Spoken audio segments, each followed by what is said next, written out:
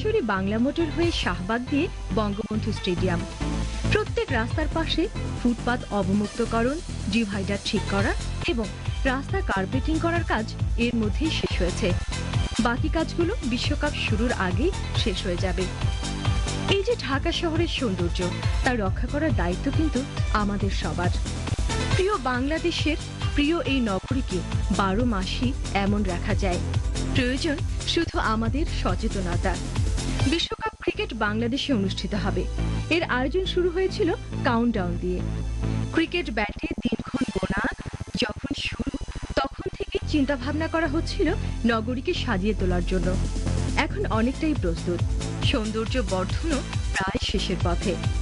দেখতে বেশ লাগছে নগরীর বর্তমান রূপ, যেন মনে হচ্ছে এ এক অপরূপ নগরী।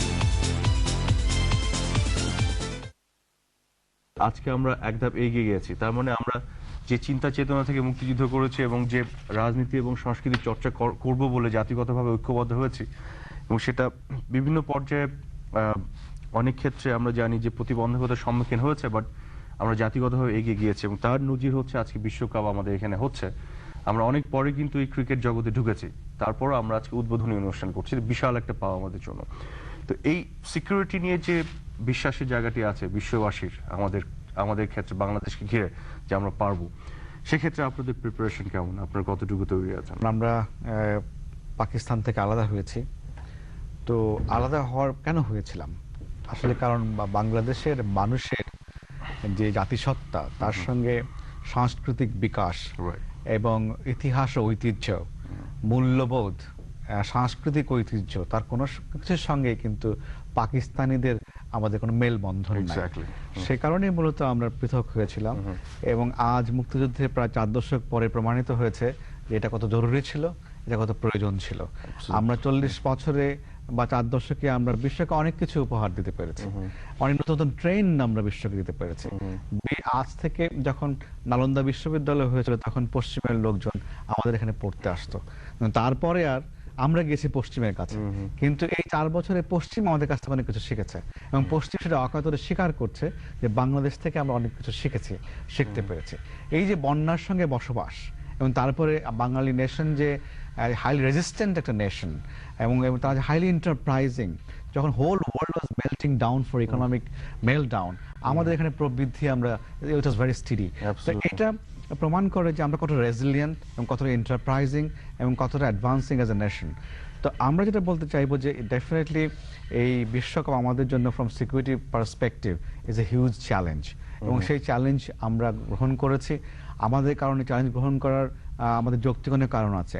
বিশ্বে একমাত্র বাংলাদেশি একটি দেশ যেখানে টেরোরিস্ট নেটওয়ার্ককে আমরা সমূলে উৎপাটন করতে পেরেছি, এবং এটা কিন্তু আফগানিস্তানে গিয়ে অনেক বড় রাষ্ট্রও পারে নাই, কিন্তু আমাদের এখানে কিন্তু আমরা এটা করতে পেরেছি। কারণ হচ্ছে এটা বাংলাদেশের মানুষ চেতনাগতভাবে অনেকটা প্রগতিশীল, যে কারণে আমরা করতে পেরেছি। আমরা এবং নজির সারা বিশ্বে, আমি আলোচনা শুরুতে বলেছি আমরা অনেক নজির বিশ্বকে দিয়েছি, আমরা অনেক রিকগনাইজড হয়েছি, স্বীকৃতি পেয়েছি ওয়েস্টার্ন ওয়ার্ল্ড থেকে বিভিন্ন জায়গা থেকে। সেটাই এই কয়েকদিন আগে আমরা যখন second time JMB was trying to organise, তার লিডারকে যখন ধরলাম, তখন আমরা কিন্তু ওবামার কাছ থেকে আমার মাননীয় প্রধানমন্ত্রী স্বীকৃতি লাভ করেছেন লিখিতভাবে, যে তারা অ্যাপ্রিশিয়েট করেছেন এটা, যে প্রথম তো একবার আমরা ডিসম্যান্টেল করেছি ইন্টার নেটওয়ার্ক, পরে যখন আবার রেমিনেন্টসরা ট্রাইং টু অর্গানাইজ, সেটাকে আমরা আবার ডিসম্যান্টেল করেছি। এই যে বারবার সাফল্য, এটা আমাদের আত্মবিশ্বাসী করেছে, কিন্তু আমরা অতি আত্মবিশ্বাসী অবশ্যই নয়, এবং এখানে কমপ্লাসেন্সির কোনো সুযোগ নেই, আত্মতুষ্টির কোনো সুযোগ নেই। কারণ সিকিউরিটি এমন একটা জিনিস যেখানে আত্মতুষ্টির কোনো অবকাশ নেই, এটা থাকলে ইট উইল বি সুইসাইডাল। তো আমরা যেটা বলতে চাই যে আমরা এই বিশ্বকাপ উপলক্ষে দীর্ঘদিন ধরে প্রস্তুতি নিয়েছি, এবং আমরা এখানে যেটা ঝুঁকি সেটা বিশ্লেষণ করেছি। এখানে ঝুঁকি বুঝতে হবে, ঝুঁকিটা হচ্ছে বহুমাত্রিক ঝুঁকি। এখানে জাতীয় পর্যায়ের ঝুঁকি রয়েছে, আঞ্চলিক পর্যায়ের ঝুঁকি রয়েছে, এবং বৈশ্বিক পর্যায়ের ঝুঁকি রয়েছে। জাতীয় পর্যায়ের ঝুঁকি যেটা বলতে চাই যে এখানে বিভিন্ন ধরনের এলিমেন্ট এখানে আছে। আমরা জানি নিরাপত্তা প্রতি যে সমস্ত ঝুঁকি, সেগুলো আমাদের যে কমন ঝুঁকি, সেগুলো আমাদের রয়েছে। আবার আঞ্চলিক বলতে বোঝা যাচ্ছে এখন ভারত এখানে আসবে, শ্রীলঙ্কা খেলতে আসবে, পাকিস্তান খেলতে আসবে, এবং তাদের ইন্টারনাল অনেক সমস্যা রয়েছে, এবং সেগুলো কিন্তু একটা স্পিল ওভার ইফেক্ট রয়েছে, ক্রস বর্ডার ইফেক্ট রয়েছে, সেগুলো আমরা চিন্তা আমাদের ডাইমেনশনে নিয়ে আসছি। আমরা একইভাবে যদি আমরা লক্ষ্য করি যে ইংল্যান্ড খেলতে আসবে, অস্ট্রেলিয়া খেলতে আসবে, এবং তারা কিন্তু high value target for the international terrorist. তো এই বিষয়গুলো আমরা আমাদের বিবেচনায় নিয়ে এসেছি, এবং সেই বিবেচনায় সাপেক্ষে আমরা দীর্ঘদিন যাবৎ প্রস্তুতি নিয়েছি আমরা করাটার জন্য। আমরা বিভিন্ন অভিজ্ঞতা অর্জন করার জন্য সফর বিনিময় করেছি। আমি ব্যক্তিগতভাবে with the sponsorship of BCB আমি গিয়েছি সাউথ আফ্রিকায়। আইসিসি যে টেস্ট চ্যাম্পিয়নশিপ হলো সেটা, সরি আইসিসি চ্যাম্পিয়নশিপ যেটা হলো সেটাতে আমি দেখতে গিয়েছি এবং সেখানে সিকিউরিটি ম্যানেজমেন্টটা কিভাবে দেখতে গিয়েছি। আমি ইংল্যান্ড টু, এবং সেখানে কারণ আমরা জানি যে ইংল্যান্ড ট্যুর টিম এখানে আসবে, so British government was very interested for mutual cooperation. তো আমরা সেখানে গিয়েছি, তাদের টিম আমাদের এখানে এসছে। আমরা ওখানে গিয়ে বড় বড় স্টেডিয়ামগুলোতে কিভাবে সিকিউরিটি দেওয়া হয়, বিশেষ করে ওদের তো ফুটবল ইজ এ ক্রেজ, তো যখন বড় বড় টিমগুলো খেলে তখন হাউ দে ম্যানেজ স্টেডিয়াম, এটা আমরা দেখে এসেছি ওখানে গিয়ে। একইভাবে আমরা we had a very engaging cooperation with UK national centre for counter terrorism office, তাদের সঙ্গে আমাদের খুবই একটা ভালো এনগেজমেন্ট ছিল। ওখানে ওদের থেকে এক্সপার্ট আমাদের দেশে এসছে, এসে তাদের আমাদের সিকিউরিটি সম্পর্কে অ্যাডভাইস করেছে। আবার একইভাবে ওরা আমাদের অফিসারদেরকে ট্রেন করেছে, এখানে যারা কমান্ডার লেভেল তাদেরকে ট্রেন করে দিয়েছে এই ধরনের ইভেন্ট কিভাবে কমান্ড করতে হয়। আমরা উই অলসো এনগেজড ইন্টারপোল থেকে তারা বিশেষজ্ঞ team during the world cup, আমরা we are expecting within a day or two তারা আমাদের এখানে আসবে, এসে তারা they will assist us in different border entry points. ওদের কাছেই আপনার বিশ্বের যে কালো তালিকাভুক্ত সন্ত্রাসীদের তালিকা ওদের কাছে রয়েছে, ওরা আমাদের এটা দিয়ে এখানে হেল্প করবে যাতে করে ওই ধরনের কোনো টেরোরিস্ট আমাদের দেশে ওই সময় ঢুকতে না পারে। আমরা মিটিং করেছি, সভা করেছি, আমাদের মাননীয় স্বরাষ্ট্র মন্ত্রী মহোদয়ের সভাপতি নিরাপত্তা সাব কমিটি রয়েছে, সেই সাব কমিটিতে আমরা একাধিক সভা করেছি। সেখানে আমরা অ্যাডভাইস করি যাতে করে এই সময় যে সমস্ত দেশকে আমরা মনে করি যে পসিবল সোর্স অফ টেরোরিস্ট, সেই দেশ থেকে যাতে করে ভিসা দেওয়ার সময় যথেষ্ট সতর্কতা অবলম্বন করা হয় সেটার জন্য আমরা এনশিওর করেছি। তারপরে আমরা লোকালি আমাদের অফিসারদেরকে ট্রেন করেছি, আমাদের ইয়াদেরকে যারা টিমদের সঙ্গে থাকবেন তাদেরকে আমরা ক্লোজ প্রোটেকশনে স্পেশাল প্রশিক্ষণ দিয়েছি। আমরা প্রায় 80 কোটি টাকার অ্যাডভান্স ইকুইপমেন্ট কিনেছি। হ্যাঁ, কারণ আমরা মনে করি যে যদিও আমাদের জাতীয় সামর্থ্য সীমিত, কিন্তু সেই সামর্থ্য অনুযায়ী চেষ্টা করেছি আমরা কিছু অ্যাডভান্স ইকুইপমেন্ট করা যায় যাতে করে এগুলো আমরা ইকুইপমেন্ট দিয়েও কিছুটা টেকনোলজি নির্ভর পুলিশিং করতে পারি, ল এনফোর্সমেন্ট করতে পারি। এট দ্যাট টাইম আমরা গত এক সপ্তাহ ধরে আমরা বিভিন্ন মহড়া করছি, লাইভ মহড়া করি। তারপরে যদি আপনার হস্টেজ সিচুয়েশন তৈরি হয়, একটা প্লেয়ারকে বা অন্য কিছুকে হস্টেজ করা হয়, তাহলে আমরা কিভাবে এটা হ্যান্ডেল করবো। এখানে আইসিসির খেলোয়াড়রা আসবেন, টিম অফিসিয়ালস আসবেন, ম্যাচ অফিসিয়ালস আসবেন, আইসিসি অফিসিয়ালস আসবেন। তার পাশাপাশি কিন্তু we are expecting huge number of spectators, তারা আসবেন, মিডিয়া পার্সোনালিটিস এ সময় আসবেন। তো আমরা হয়তো যারা আইসিসি অফিসিয়ালস, টিমস, ম্যানেজমেন্ট, তাদেরকে প্রোটোকল সিকিউরিটি দেখলে দিব, কিন্তু পাশাপাশি what about the media personal, what about the spectators, তাদের সিকিউরিটির ব্যাপারে আমরা চিন্তা করেছি। আমরা উই আর প্ল্যানিং যে এদেরকে আপনার টার্গেট বেস সিকিউরিটি দেওয়ার পাশাপাশি ওই সময় ইন্টার ঢাকা সিটিতে একটা জেনারেল সিকিউরিটি ব্ল্যাঙ্কেট আমরা থ্রো করবো, যাতে করে হুএভার কামস হিয়ার তারা একটা জেনারেল সিকিউরিটি আমলার মধ্যে থাকতে পারে। That is our plan.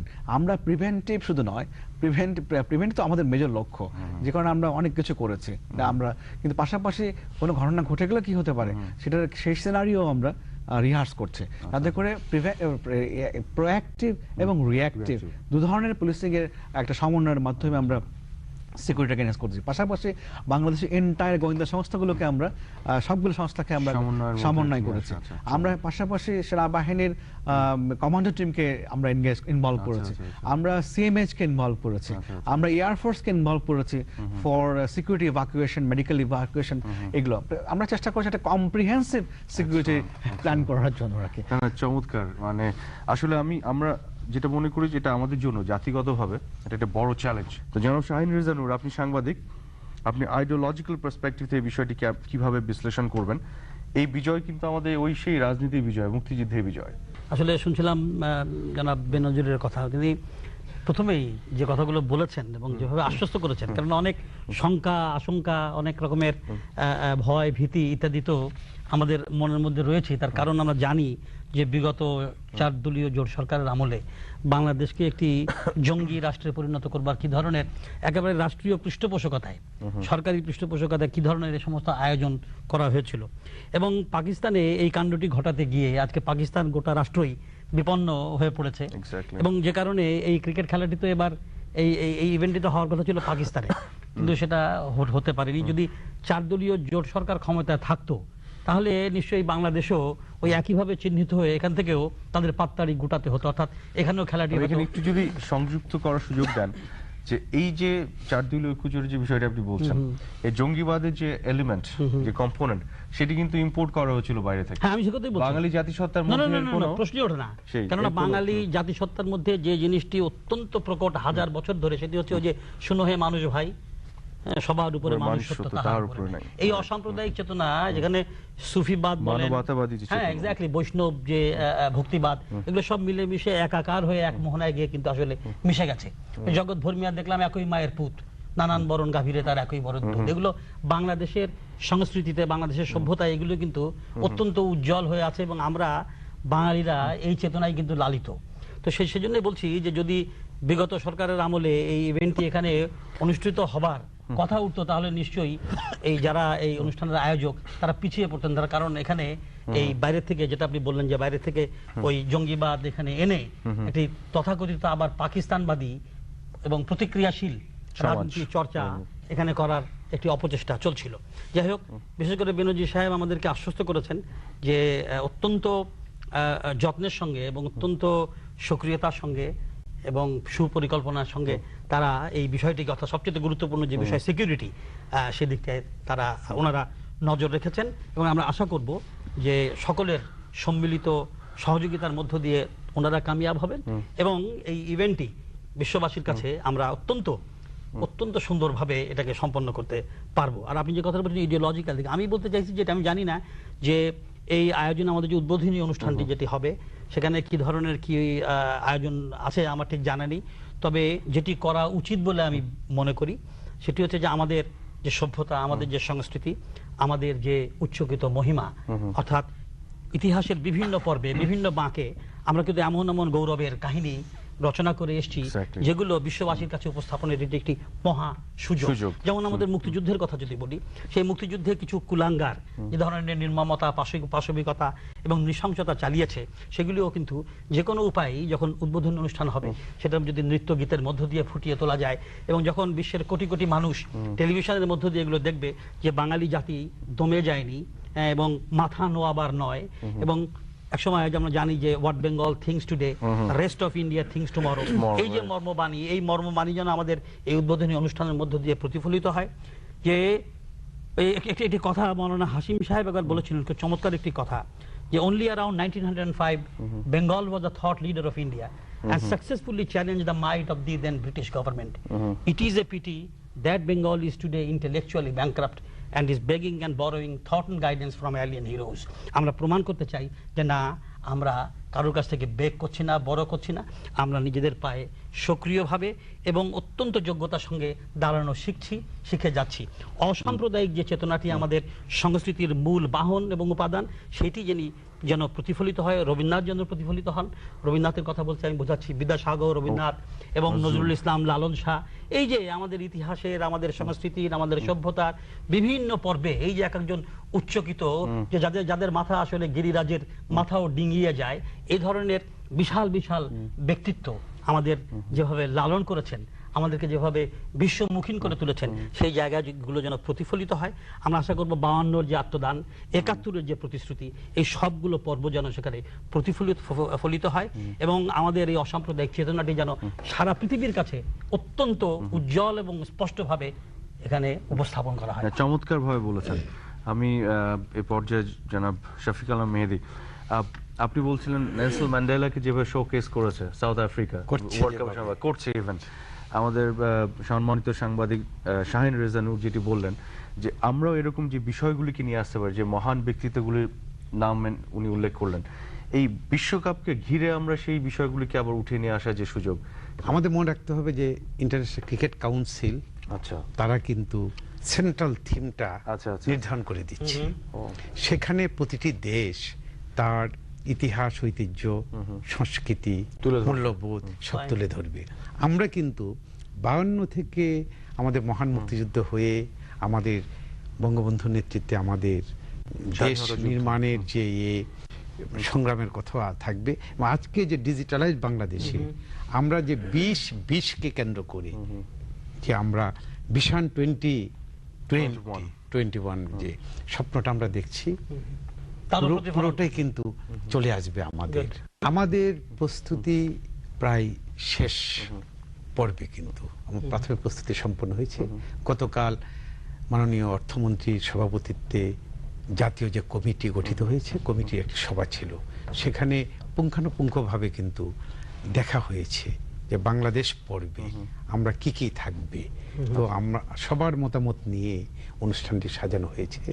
আমরা মনে করি যে সারা পৃথিবী দেখতে পাবে আমাদের বাংলাদেশকে সামগ্রিকতায়। তবে এই বিষয়টি ভালো হয়েছে, আমরা পরিষ্কার করলাম আজকে অনুষ্ঠান থেকে যে যেহেতু এটি আইসিসি ইনভলভমেন্ট আছে, ইন্টারন্যাশনাল ক্রিকেট কন্ট্রোল বোর্ড যেটি বা সংস্থা যেটি, কাউন্সিল যেটি, কাজে এখানে পুরো অনুষ্ঠানটি বাংলাদেশে হচ্ছে ঠিকই, কিন্তু তাদের কিছু গাইডলাইন যেটি ফলো করতে হবে। 7 কোটি টাকা দিয়ে আমরা যে লোকাল স্পন্সর হয়েছি বাংলাদেশ ট্যুরিজম বোর্ড, এই জন্য কিন্তু টিভি কমার্শিয়াল তৈরি করছি আমরা, 1 মিনিট, 3 মিনিট, 10 মিনিট, তাতে আমরা বাংলাদেশের ইতিহাসকে আমরা তুলে ধরবো। না, এখানে মনে হয় যেটি হয়েছে যে সাউথ আফ্রিকাতে আমরা দেখেছি ফুটবল যেটি হয়েছে, ওরা এককভাবে আয়োজন করেছে, বাংলাদেশ এককভাবে আয়োজন করছে না, বাংলাদেশ উদ্বোধন অনুষ্ঠান হচ্ছে, কাজে অন্য আয়োজক দেশগুলো হয়তো কিন্তু আমরা কিছু সময় নিবে, কিন্তু আমরা মনে হয় আমরা বেশি সময়টা নিচ্ছি, ওরা হয়তো 12 মিনিট করে নিচ্ছে, আমরা 20 আমাদের মিনিট অংশ যেটুকু সেটুকুর মধ্যে যেন আমরাই থাকি। এই বিষয়টি চমৎকার, এই বিষয়টি উঠে ভালো হয়েছে যে সাধারণ দর্শকদেরকে আমরা একটু পরিষ্কার করে দিতে পারলাম। আপনি যদি আজকে বিলবোর্ডের দিকে তাকান, যেটা আমাদের নগরীতে বেশ কিছু বিলবোর্ড স্থাপিত হয়েছে, সেখানেও দেখবেন কিন্তু স্পন্সরদের সেখানে যথেষ্ট গুরুত্ব দেওয়া হয়েছে। আমরা কিন্তু বাংলাদেশকে, পুরো বাংলাদেশটাকে, বঙ্গবন্ধুর বাংলাদেশটাকে আমরা কিন্তু তুলে আনতে চাচ্ছি, এবং পৃথিবী নতুন ভাবে দেখবে, কিন্তু আমাদের নতুন ভাবে জানবে, এবং আমরা আশা করছি পর্যটক সংখ্যা কিন্তু অনেক বেড়ে যাবে এই মেগা ইভেন্টটি অনুষ্ঠানের পর। এবং আমরা ডিএমপি কমিশনার মহোদয়ের কাছ থেকে শুনেছি যে আমাদের নিরাপত্তাগত যে প্রস্তুতি, এটি কিন্তু A1, কোন ধরনের ঝুঁকি কিন্তু আমরা নিচ্ছি না। এখানে সরকারও উদারভাবে কিন্তু সেখানে কিন্তু মডার্ন ইকুইপমেন্টস কেনার জন্য কিন্তু অনুদান দিয়ে। আজকে আমরা এই সিকিউরিটিকে কেন্দ্র করে আমাদের যে বিজয়, যে আমরা আজকে উদ্বোধন অনুষ্ঠান করার যে সুযোগ পেয়েছি, এবং আপনি যে চমৎকারভাবে ব্যাখ্যা করলেন যে সেটআপ আপনাদের আছে, একই সাথে এই বিষয়টি আমরা উঠে আনতে পারি কিনা শুধুমাত্র আমাদের লজিস্টিক সাপোর্ট নয়, আমাদের সংস্কৃতি, আমাদের রাজনীতি, এগুলো একটা অনুষঙ্গ এই নিরাপত্তা প্রোভাইড করার ক্ষেত্রে। বাংলাদেশ, বাঙালি জাতিসত্তা, তার চিন্তাভাবনা, তার মনন, তার রাজনীতি, সংস্কৃতি এবং একই সাথে পুলিশ ফোর্স, সবকিছু কিন্তু কম্বাইন্ডলি এটি প্রোভাইড করছে। এই বিষয়টি তুলে আনা যায় কিনা কোনোভাবে? এটা তো প্রশ্নটাকে পরিষ্কার করতে পেরেছি আমি বুঝতে পেরেছি। আমার মনে হয় যদি আমি সঠিকভাবে বুঝতে পেরে থাকি আপনার বক্তব্য, আমরা বলতে চাই এটা একটা দেশে শুধুমাত্র ল এনফোর্সার দিয়ে কখনোই সিকিউরিটি এনহ্যান্স করা যায় না।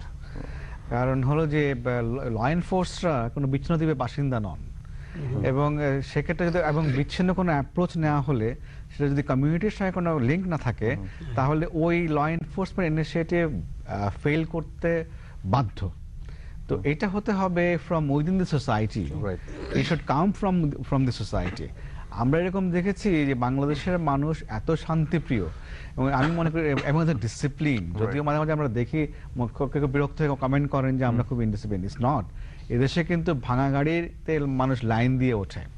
আমরা যেখানে সিস্টেম ইন্ট্রোডিউস করতে সফল হয়েছে সেখানে ইট ওয়ার্কড, এটা মনে রাখতে হবে। কিন্তু আমরা যেখানে পেরেছি আর যেখানে পারি নাই সেখানে হয়তো বিশৃঙ্খল।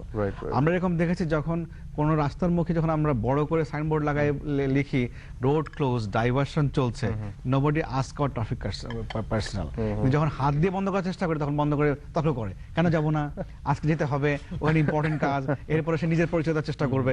যখন আমরা তাকে সিস্টেমের মধ্যে নিয়ে আসি, তখন ট্রাফিক সাইন লাগাই বড় করে, সাইন পোস্টিং করি এবং দূর থেকে ভিজিবল হয়, তখন আমরা দেখেছি কাছে ভিড়ে না। তার মানে সিস্টেম ইন্ট্রোডিউস করলে আমার দেশের মানুষ হাইলি লয়াল টু দি ল। হ্যাঁ, হাইলি। আর এই দেশে প্রায় 20 কোটি লোক বসবাস করে, মাত্র 1,50,000 লোক দিয়ে আমরা হ্যান্ডেল করছে, which is simply beyond imagination. যদি আমার দেশের মানুষের মধ্যে আইনের প্রতি অশ্রদ্ধা থাকতো, তাহলে এই 1,00,000-1,50,000 লোক দিয়ে কোনো ক্রমে 2 কোটি লোককে ম্যানেজ করা যেত না।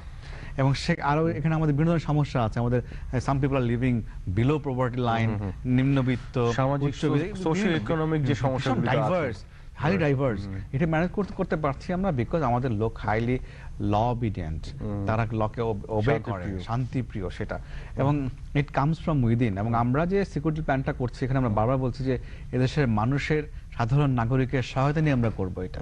It's not a stand alone approach, it's not.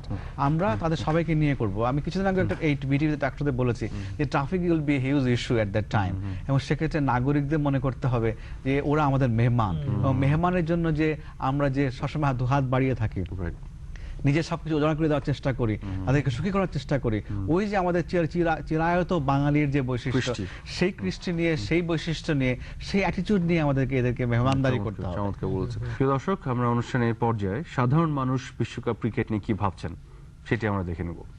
বাংলাদেশে প্রথমবারের মতো ওয়ার্ল্ড কাপ খেলা অনুষ্ঠিত হচ্ছে। আমি অবশ্যই অনেক খুশি, কারণ এর আগেরবার কখনো আমাদের এখানে এই খেলাটা অনুষ্ঠিত হয়নি। তাছাড়া এই কারণে আমাদের পুরো দেশ ভালো মতো সাজানো হচ্ছে, পরিষ্কার পরিচ্ছন্ন করা হচ্ছে।